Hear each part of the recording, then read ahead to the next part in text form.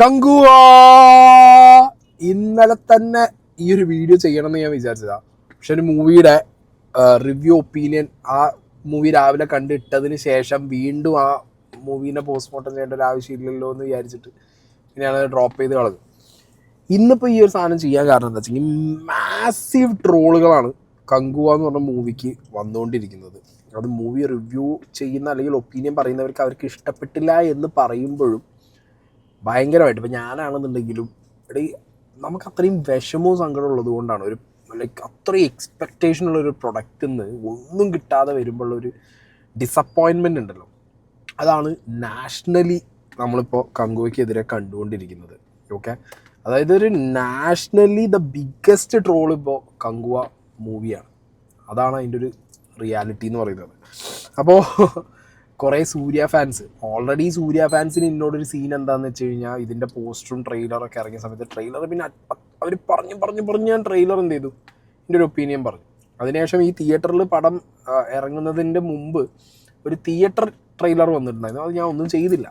അപ്പോൾ ഓൾറെഡി അവരിങ്ങനെ എന്നെ നോട്ടിട്ട് വെച്ചതാണ്. അപ്പോൾ സിനിമ കണ്ട് ഇറങ്ങിയതിന് ശേഷം ഞാൻ കുറച്ച് ഇപ്പോൾ ഈ പറഞ്ഞത് ഞാൻ ഡിസപ്പോയിൻറ്റഡാന്ന് പറഞ്ഞപ്പോൾ കുറേ പേര് ആക്സെപ്റ്റ് ചെയ്തത്. കുറേ സൂര്യ ഫാൻസിന് സംഗതി കത്തി, അവരും ഡിസപ്പോയിൻറ്റഡാണ്.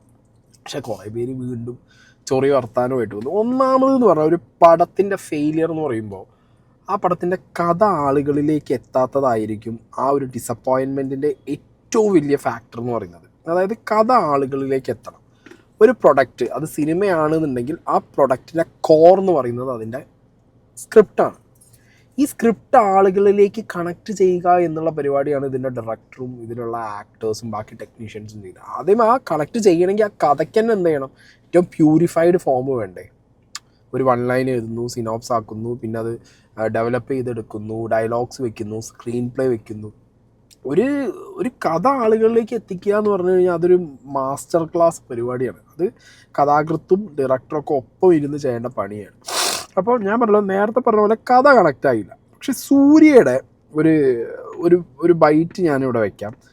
സൂര്യ ഇതിൽ പറയുന്നത് ആളുകൾക്ക് കണക്റ്റ് ആവും. അപ്പോൾ പടം കണ്ടവർക്ക് സൂര്യ ഈ പറഞ്ഞത് വെച്ച് നോക്കുമ്പോൾ ശരിയാണല്ലോ, അപ്പോൾ ഇതന്നെ ആയിരുന്നല്ലോ.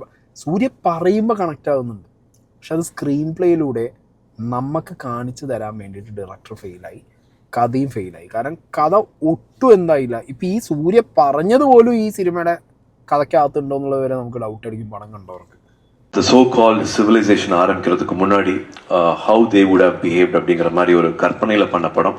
But we also have lot of literature and lot of evidence and lot of archaeological witness to support this film. நான் சொல்வேன் it belongs to I think 4-5 clans. அதில் வந்து their main deity கங்குவாவோட main deity வந்து they worship fire, and one more clan they worship water, and one more clan they worship blood. So they have different ethics, different values, different emotions, different languages. But ഇவங்க எல்லாரையும் connect பண்றது வந்து what can be that conflict. Okay, അപ്പോൾ 5 ക്ലാനെ represent ചെയ്യുന്ന പഞ്ചഭൂതങ്ങൾ പോലത്തെ setup എന്തോ ആണടി. വെള്ളം, തീ, പിന്നെ അതിനകത്ത് ചോര പറയുന്നുണ്ട്. ചോരയുടെ പാർട്ടാണ് ഈ ബോബി ഡിയോളിൻ്റെ. നമുക്ക് ഏകദേശം ഞാൻ ഇപ്പോൾ അതിങ്ങനെ ആലോചിച്ചെടുക്കുമ്പോഴാണ് സംഗതി മനസ്സിലാവുന്നത്. ഓഹോ, അപ്പോൾ ചോരയായിരുന്നല്ലേ ബോബി ഡിയോൾ എന്നുള്ളത്. ആക്ച്വലി ഇപ്പോൾ സൂര്യ പറയുമ്പോഴാണ് നമുക്ക് ആ സാധനം. അപ്പോൾ അവിടെ തകർന്നു പോയത് എന്താ വെച്ചെങ്കിൽ നറേഷൻ, സ്ക്രീൻ പ്ലേ, അതൊക്കെ ഒരു പറയുക ഡയറക്ടറിൻ്റെ ഭാഗത്ത് നിന്ന് ഈ സംഗതി ഭയങ്കരമായിട്ടുള്ള എഫേർട്ട് ഇട്ടിട്ടുണ്ടെങ്കിലും ടെക്നിക്കൽ വൈസ് പടം അടിപൊളിയാണെങ്കിലും ബാക്കി കാര്യങ്ങളൊക്കെ വെച്ച് നോക്കുമ്പോൾ ഒട്ടും ആളുകൾക്ക് ഇപ്പോൾ സൂര്യ ഫാൻസിന് വരെ കണക്റ്റ് ആവാത്ത രീതിയിലാണ് സാധനം മാറിയത്. അപ്പം പിന്നെ സൂര്യക്കെതിരെയാണെങ്കിലും ഡയറക്ടർക്കെതിരെയാണെങ്കിലും ഒരു പടത്തിനെതിരെയൊക്കെ ആണെന്നുണ്ടെങ്കിൽ ഇത്രത്തോളം ട്രോളുകളും മീമുകളും ഒക്കെ വരാതിരിക്കുകയൊന്നുമില്ല. ഓക്കെ, പിന്നെ ഈ 300-400 കോടി എന്ന് പറയുന്ന വലിയ നമ്പർ, ഓക്കെ, അത് തന്നെ ഒരു ബാഗേജാണ്, ഒരു ബേർഡനാണ്. കാരണം അത്രയും എക്സ്പെക്റ്റേഷനാണ്. ഈ 100 കോടി 200 കോടി ഓരോ കോടി കയറുന്നോറും ഇത് എക്സ്പെക്റ്റേഷൻ കൂടിക്കൊണ്ടിരിക്കും. കാരണം ഇവിടെ 30, 20, 40 കോടിക്ക് ബ്യൂട്ടിഫുൾ മൂവീസ് ഇറങ്ങുന്നുണ്ട്, അത് ഭയങ്കര ഹിറ്റാവുന്നുണ്ട്. അപ്പോൾ ആ സമയത്ത് 300-400 കോടി ഇപ്പോൾ ആദിപുരുഷ ഇറങ്ങിയ സമയത്ത് തന്നെ നമ്മൾ കണ്ടതാണ്. പിന്നെ ഈ 3D പടത്തിൻ്റെ 3D അത് വലിയൊരു ഫാക്ടർ. 3Dക്ക് വേണ്ടി, അതായത് ഞങ്ങൾ ഇറക്കുന്ന പടം 300 കോടിയുടെ പടമാണ്, അതിൽ 3D കുത്തിക്കയറ്റണം എന്ന് പറഞ്ഞാൽ 2D 3Dക്ക് കൺവേർട്ട് ആക്കുന്ന ചില ഉടായ്പ കമ്പനികളുടെ അടുത്തൊക്കെ പോയി കഴിഞ്ഞ് കഴിഞ്ഞാൽ ഇമാതിരി പണി കിട്ടുന്നേ എനിക്ക് പറയാനുള്ളൂ. 300-400 കോടി മുടക്കുന്നവർക്ക് 10-15 കോടി പ്രോപ്പറായി മുടക്കി കഴിഞ്ഞ് കഴിഞ്ഞാൽ ഒരു പടത്തിനകത്ത് പ്രോപ്പർ 3D വെച്ച് നാട്ടുകാരെ കാണിച്ചൂടെ? ഇതിനകത്ത് 3D ചില പോർഷൻസിലൊക്കെ വട്ടർ ഫ്ലോപ്പായിരുന്നു. ഇതൊക്കെ ശരിക്കും 2D കാണുന്നതായിരിക്കും ബെറ്റർ എന്നാണ് എനിക്ക് പേഴ്സണലി ഫീലായത്. ഓക്കെ, പിന്നെ ഇതിനെക്കുറിച്ച് ഏറ്റവും കൂടുതൽ ഇറിറ്റേറ്റിംഗ് ഫാക്ടറായിട്ട് ഈ സിനിമയിൽ ഉണ്ടായിരുന്നത് ഇതിൻ്റെ വോയിസാണ്. അതിന് DSPനെ കുറേ പേര് പറയുന്നുണ്ട് ലൗഡ് നോയ്സ്, അതായത് എല്ലാവരും ആർത്തുകൊണ്ടിരിക്കുന്നത്. നമ്മളെ തിരുവനന്തപുരത്തിൻ്റെ റിവ്യൂവിൽ അങ്ങേര് പറഞ്ഞത് ഒരു 10 റോബിൻ രാധാകൃഷ്ണനെ കൊണ്ടുവന്ന് വെച്ചിട്ടാണോ ഈ ഒരു പടത്തിന് മറ്റേ സ്ക്രിപ്റ്റ് എഴുതിച്ചതെന്നുള്ളതാണ് ചോദിച്ചത്. കാരണം അത് അത്രത്തോളം ഭയങ്കര അലർച്ച ഇൻ ദ സെൻസ് അലറിങ്ങൊണ്ടേയിരിക്കുന്നു. ഇപ്പോൾ അതിന് ഒരു സ്ക്രീൻഷോട്ട് വന്നിട്ടുണ്ട്. ഓക്കെ, മോശം സിനിമകൾ കാണുമ്പോൾ ഉണ്ടാകുന്ന പ്രധാന പ്രശ്നം സമയനഷ്ടം, ധനനഷ്ടം ഒക്കെ ആലോചിക്കുമ്പോൾ ഉണ്ടാകുന്ന മാനസികമായ ബുദ്ധിമുട്ടുകളാണ്. കങ്കുവ കണ്ടപ്പോൾ ബൈ വൺ ഗെറ്റ് വൺ പോലെ ഫിസിക്കലി ആയുള്ള ബുദ്ധിമുട്ടും കൂടെ കിട്ടി. സത്യത്തിൽ ഇൻ്റർവെൽ ആയപ്പോൾ ഉണ്ടായ ആശ്വാസം ചില്ലറയല്ല. നേരെ വണ്ടിയിൽ നിന്നും എയർപോർട്ട് എടുത്തു വെച്ചാണ് രണ്ടാം പകുതി കണ്ടത്. ഈ ഒരു ഡെസിബൽ ലെവലിൽ 2.5 മണിക്കൂർ സിനിമ കാണുന്നത് എന്നത് കാര്യമായ ആരോഗ്യ പ്രശ്നം ഉണ്ടാക്കും. ഈ വർഷം ഇങ്ങനെ മാനസികമായും ശാരീരികമായും ബുദ്ധിമുട്ടിച്ച വേറെ പടമില്ല. ഗോട്ട്, ഇന്ത്യൻ 2 ഒക്കെ ഒരു സ്റ്റേജ് കഴിഞ്ഞപ്പോൾ മലങ്കൾട്ട് എന്ന പോലെ എൻജോയ് ചെയ്തു, ചിരിച്ചു കണ്ടു. ഇതിങ്ങനെ ആയിരുന്നില്ല. നെരുപ്പ് മരി എന്ന് പറഞ്ഞിട്ട് ഈ പടത്തിൻ്റെ വോളിയം ഡെസിബൽ എത്രത്തോളം ഉണ്ട് എന്നുള്ളതിൻ്റെ ഒരു സ്ക്രീൻഷോട്ടൊക്കെ ഇപ്പോൾ ഭയങ്കരമായിട്ട് സോഷ്യൽ മീഡിയയിൽ ചർച്ച ചെയ്യാവുന്നുണ്ട്. ആൻഡ് പ്ലസ് റസൂൽ പൂക്കുട്ടി, ഓസ്കാർ വിന്നർ. സിനിമ കാണാനെത്തുന്നവർക്ക് തലവേദന സമ്മാനിക്കരുത്. കങ്കുവയുടെ സൗണ്ട് മിക്സിങ്ങിനെ കുറിച്ചിട്ട് റസൂൽ പൂക്കുട്ടി. എല്ലാവരും ഇതുകുറിച്ച് പറയുന്നുണ്ടായിരുന്നു. നമ്മളെ റിവ്യൂവിനകത്തും പറയുന്നുണ്ടായിരുന്നു. ഒരുമാതിരി എന്താ പറയുക, ഭയങ്കര ലൗഡ് എന്ന് പറഞ്ഞാൽ തൊണ്ട കീറിയിട്ടുണ്ടാവും എല്ലാവരും. ആ വീഡിയോകളിൽ ഡബ് ചെയ്തവനൊക്കെ തൊണ്ടയ്ക്ക് സർജറി കഴിഞ്ഞ് നടക്കുന്നുണ്ടാവും ചിലപ്പോൾ. അമ്മാതിരി ആർക്കലും അട്ടാസമായിരുന്നു. സൂര്യനെ ആർത്താർത്തിൻ്റെ പൊന്നെ അജാതി ആർക്കൽ പരിപാടിയാണ് പടത്തിനകത്ത് മൊത്തം നടന്നത്. ആൻഡ് പിന്നെ ഈ പടത്തിന് ഞാൻ പറഞ്ഞല്ലോ, സൂര്യ എന്ന് പറഞ്ഞൊരു ഫാക്ടറിലാണ് ആളുകൾ മൊത്തം ഇടിച്ച് കയറിയിട്ടുള്ളത്. ആ ഒരു എക്സ്പെക്റ്റേഷനാണ് സൂര്യ.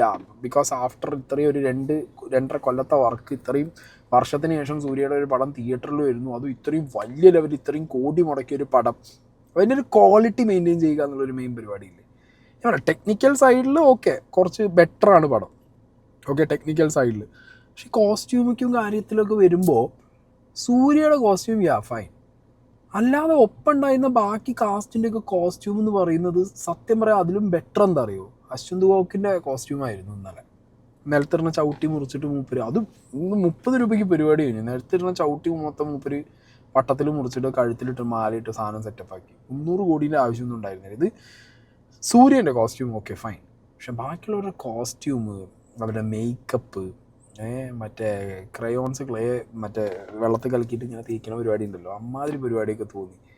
സോ ഒരു പടം ഇത്രയൊക്കെ എഫേർട്ട് എടുത്ത് ഇത്ര ടൈം കളഞ്ഞ് ഇത്രയും ആളുകളിലേക്ക് കൊണ്ടുവരുമ്പോൾ അറ്റ്ലീസ്റ്റ് അത് നിങ്ങൾ കണ്ട് നിങ്ങൾ സാറ്റിസ്ഫൈഡ് ആയിട്ട് ഇറക്കിയാൽ പോരെ. അതല്ലേ ചെയ്യേണ്ടത്, അത് ചെയ്യുന്നില്ല. ഇത് ശരിക്കും ലേണിംഗ് ആണ്.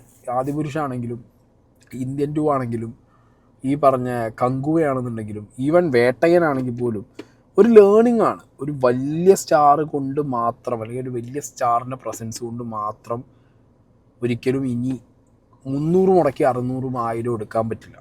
ഓക്കെ, ശിവ ഭയങ്കരമായിട്ട് പറയുന്നുണ്ടായിരുന്നു ഒരു ആങ്കറോട്, ഹേയ് നിങ്ങളെന്താ ഈ 100-1000 കോടി എന്നൊക്കെ പറഞ്ഞു 2000 കോടി expect ചെയ്യണമെന്നുള്ളത്.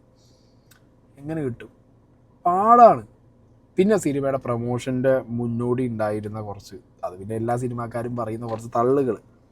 Any creator, any director in Indian film industry വായ പൊളന്ത് பார்க்க போறாங்க. വായ പൊളന്ത് ഇപ്പോൾ സൂര്യ ഇരിക്കുന്നുണ്ടാവും, വായ പൊളന്ത് ശിവി ഇരിക്കുന്നുണ്ടാവും. വേറെ വഴിയില്ല. വായ പൊളന്തിരിക്കാതെ 2000 കോടി എക്സ്പെക്റ്റ് ചെയ്ത സമയത്ത് അതേ സ്ഥലത്ത് എനിക്ക് തോന്നുന്നില്ല ഇനിയിപ്പോൾ ഇതിൻ്റെ ഒരു സെക്കൻഡ് പാർട്ട് എടുക്കാനുള്ളൊരു കാശ് ഇവർക്ക് ഉണ്ടാവുമോ അല്ലെങ്കിൽ കിട്ടുമോ എന്നുള്ളതിനെ കുറിച്ച് എനിക്ക് ഭയങ്കര ഡൗട്ട്ഫുള്ളാണ് ഞാൻ ഈ കാര്യത്തിൽ. ഓക്കെ, പിന്നെ അതിനിടയിലൊരു ജസ്റ്റ് ഒരു വാട്സാപ്പ് ഫോർവേഡ് കണ്ടു. Kanguva 2 will happen, which will be wilder and on a bigger scale. Exhibitors has been asked to reduce the volume by 2 point to address complaints about loudness. The loudness issue is due to sound mixing, not DSP, and will be fixed by tonight show. Minimal negative feedbacks received, mainly about the first 20 minutes. The rest of the film has been well received by audience. Kangua is set to surpass Surya's previous highest full run collections in 2-3 days. Opening numbers were slightly lower due to it not being a festival release, but weekend numbers are expected to strengthen the performance. അതായത് അവരുടെ ഒരു എക്സ്പെക്റ്റേഷനാണ് പറയുന്നത്. കങ്കുവ 2 എന്താണെങ്കിലും വലിയ സ്കെയിലിൽ വരും. Obviously Karti സൂര്യയൊക്കെ ആകുമ്പോൾ വലിയ സ്കെയിലിൽ എടുത്തേ പറ്റൂ പടം. പക്ഷേ ഇനിയിപ്പോൾ അത് OTT ഇറക്കണോ തിയേറ്ററിൽ ഇറക്കണോ എന്നുള്ളത് ഇത് ഒരാഴ്ച ഓടിയിട്ട് വലിയ തീരുമാനിച്ചാൽ മതി എന്നുള്ളതാണ് അവരോട് പറയാനുള്ളത്.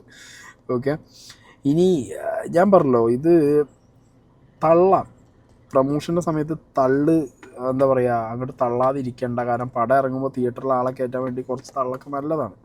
പക്ഷെ അൾട്രാ തള്ളിക്കഴിഞ്ഞു കഴിഞ്ഞാൽ അതിൽ ഭയങ്കരമായിട്ടുള്ള എക്സ്പെക്റ്റേഷൻ കയറും. ആ എക്സ്പെക്റ്റേഷൻ കയറി കഴിഞ്ഞു കഴിഞ്ഞാൽ നാട്ടുകാർക്ക് എപ്പോഴും ഒരു വലിയ സ്റ്റാർ, ഒരു വലിയ ഡയറക്ടർ, ഇത്ര കോടി രൂപ, ഹൈ എക്സ്പെക്റ്റേഷൻ, അതിലൊരു പൊടി കുറഞ്ഞാൽ അടക്കണ്ടല്ലോ, നാട്ടിൽ വെറുതെ ഇരിക്കില്ല. സൂര്യയുടെ ഒരു ക്ലിപ്പുണ്ട്. It is my responsibility to give you a wonderful theatrical experience, and that's why Kanguva. So, we have taken this 2.5 years to give you a film which you have never seen before. I humbly say, you will have a never seen before experience with Kanguva. സൂര്യ പറഞ്ഞത് 2.5 വർഷം ഇത്രയും effort എടുത്ത് നിങ്ങൾ ഇതുവരെ കാണാത്ത പടം നിങ്ങളെ കാണിക്കുന്നതാണ് സൂര്യ പറഞ്ഞത്.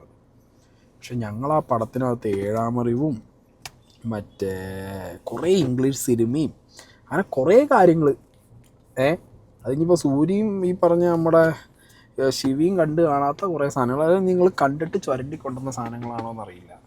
നമ്മൾ കുറേ സാധനങ്ങൾ കണ്ടാണ് ഇതിനകത്ത്. കുറേ ഇംഗ്ലീഷ് സിനിമേൻ്റെയും സൂര്യൻ്റെ തന്നെ വേറെ കുറേ സിനിമേൻ്റെയും ഒക്കെ ഒരു മിക്സ് ബാഗായിട്ടാണ് നാട്ടുകാർ ഈ സാധനം കണ്ടത്. പക്ഷേ ഈ അറ്റ്ലീസ്റ്റ് ഇങ്ങനെയൊക്കെ പറയുന്നതിന് മുമ്പ് ഇപ്പോൾ സിനിമാക്കാർക്ക് സുഖമല്ലേ, അവർക്ക് ഈ പടം ഒന്നിട്ട് ഒന്നുകൂടി കണ്ടിട്ട് ഇത്ര കോടി മുടക്കി അഡീഷണലി കുറച്ച് കോടി മുടക്കിയിട്ട് ഈ സാധനം കുറച്ചുകൂടി ബെറ്റർ ആക്കാം. ഇവിടെ പടം കാണുമ്പോൾ അവനാണെന്നെ, അതോ ഇനി അറിയില്ല ഈ നടന്മാരൊക്കെ സ്വന്തം പടം കാണലുണ്ടോ ഇല്ലേ എന്നുള്ളത്. ഞാൻ പല നടന്മാരും അവരുടെ കരിയറിന് ഏറ്റവും ലാസ്റ്റിൽ വന്ന് പറയുന്നത് കേട്ടിട്ടുണ്ട്. ഇപ്പോൾ കുറച്ച് ദിവസം മുമ്പ് നമ്മുടെ മലയാളത്തിൽ തന്നെ ഒരു നടൻ പറഞ്ഞത്, അയാൾ അഭിനയിച്ച് സിനിമകളൊക്കെ അയാൾ ഇപ്പോൾ ഈ അടുത്തായിരുന്നു കണ്ടത്. അയാൾ അഭിനയിക്കുന്ന സമയത്തൊന്നും പടം കണ്ടിട്ടില്ല.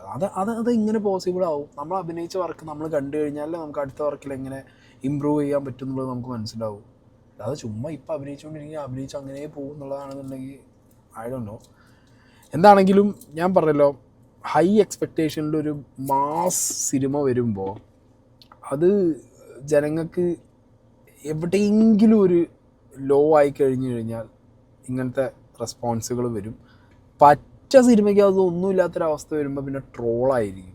ഓക്കെ, അതിലൊന്നും ഫാൻസ് തളർന്നിട്ടോ നമ്മളൊന്നും തെറി വിളിച്ചിട്ടോ കാര്യമില്ല. ഞാൻ ഫാൻസിനോട് എസ്പെഷ്യലി പറയുന്നത്, ഇന്നലെയൊക്കെ ഉണ്ടായ കുറേ ഇൻസിഡൻസ് ഉണ്ട്, ഞാനൊന്നും പറയുന്നില്ല. എനിക്ക് പേഴ്സണൽ ഇൻബോക്സിൽ വന്നിട്ട് ചില പിള്ളേരടി അമ്മമാർക്ക് ഇനിയിപ്പോൾ പറഞ്ഞിട്ട് കാര്യമില്ല, സങ്കടം കൊണ്ടായിരിക്കും. എന്താണെങ്കിലും അവർ ഫാൻസൊക്കെ അത് ഭയങ്കരമായിട്ട് തലയിലെടുക്കുന്നുണ്ട്, മനസ്സിലായി. ഇപ്പോൾ ഗോട്ട് ഇറങ്ങിയ സമയത്താണെന്നുണ്ടെങ്കിലും കുറേ വിജയ് ഫാൻസ് വന്ന് ചീത്ത പറയാനും പിള്ളേർ സൂര്യേൻ്റെ ഇപ്പോൾ ഇത്. പിന്നെ നമ്മളെന്തെങ്കിലും പറഞ്ഞു കഴിഞ്ഞാൽ നമ്മളെ പിടിച്ചപ്പോഴത്തേക്കും സൂര്യേൻ്റെ പടത്തിൽ പറഞ്ഞാൽ നമ്മൾ ഇയാളുടെ വിജയിൻ്റെ ആളായി, വിജയിൻ്റെ പടത്തിൽ പറഞ്ഞാൽ നമ്മൾ സൂര്യേൻ്റെ ആളായി. പിന്നെ ഈ സിനിമയ്ക്ക് വേറൊരു കാര്യമുണ്ട്. കാരണം വിജയിൻ്റെ ഒരു പൊളിറ്റിക്കൽ എൻട്രിക്ക് കഴിഞ്ഞതിന് ശേഷം ഒരു സ്ലോട്ട് ഒഴിവാണ്, തമിഴിലൊരു സ്ലോട്ട് ഒഴിവാണ്. ആ ക്രൗഡിനെയും കൂടി സാറ്റിസ്ഫൈ ചെയ്യുന്ന രീതിയിൽ ഇനി ഏത് നടൻ കയറി വരും എന്നുള്ള ഒരു ചോദ്യമൊക്കെ ചിലപ്പോൾ തമിഴ് സിനിമ ഇഷ്ടപ്പെടുന്ന ഓഡിയൻസിന് മുന്നിൽ കാണും. അപ്പോൾ അവിടെയൊക്കെ എവിടെയെങ്കിലുമൊക്കെ ഇവർക്ക് സൂര്യയുടെ ഇതൊരു മാസം അടിച്ചു കഴിഞ്ഞാൽ ഇനിയിപ്പോൾ പേടിക്കേണ്ട, Thalapathy fans we are there എന്നുള്ള രീതിയിലൊക്കെ മേ ബി അതൊക്കെ ചിന്തിച്ച് കാണും ഫാൻസ്. എന്താണെന്നുണ്ടെങ്കിലും അതങ്ങനെ വന്ന് പുകയായിട്ട് പോയി. നമ്മൾ ശ്രദ്ധിക്കേണ്ട കാര്യം എന്താ വെച്ചെങ്കിൽ ഓവർ എക്സ്പെക്റ്റേഷൻ വെക്കാതിരിക്കുക. എന്നാലും വെച്ച് കൂടി പിന്നെ എന്താ പറയുക, പഴയ പോലെ ഒന്നുള്ള ടിക്കറ്റിൻ്റെ പൈസ, അതുകൊണ്ടാണ് ഈ സങ്കടത്തിൻ്റെ അളവ് കൂടുന്നത്. പിന്നെ ഇതൊരു ബിസിനസ്സാണ്, ഈ ബിസിനസ്സിന് ഹിറ്റാക്കാനുള്ള റെസ്പോൺസിബിലിറ്റി നമ്മളതാണെന്നാണ് സിനിമാക്കാർ പറയുന്നത്. പക്ഷേ ആ റെസ്പോൺസിബിലിറ്റി നമുക്ക് ഉള്ളപ്പോഴും നമ്മൾ ഉണ്ടാക്കി കൊടുക്കുന്ന കാശിന് നമ്മൾ അഭിപ്രായം പറയാമെന്നുള്ള പണി നമ്മൾ ചെയ്യും നാട്ടുകാർ. ഓക്കെ, അതിന് അങ്ങനത്തെ റെസ്പോൺസ് വരുമ്പോൾ അതിൽ കുറേ പ്രതികരണമായിട്ട് വന്നിട്ടൊരു കാര്യമില്ല. ഈ പഴയ ടിക്കറ്റ് റേറ്റ് അല്ലല്ലോ 500-600 ഒരു പടം കാണാൻ പോയി കഴിഞ്ഞാൽ ഒരു പടം കാണാൻ കഴിഞ്ഞാൽ എത്ര രൂപ ചിലവ്? നമുക്ക് 1000-2000 രൂപ. ആ ഫുഡടക്കം 2 ആൾ പോയാൽ 2000-2500 രൂപ ചിലവിടി.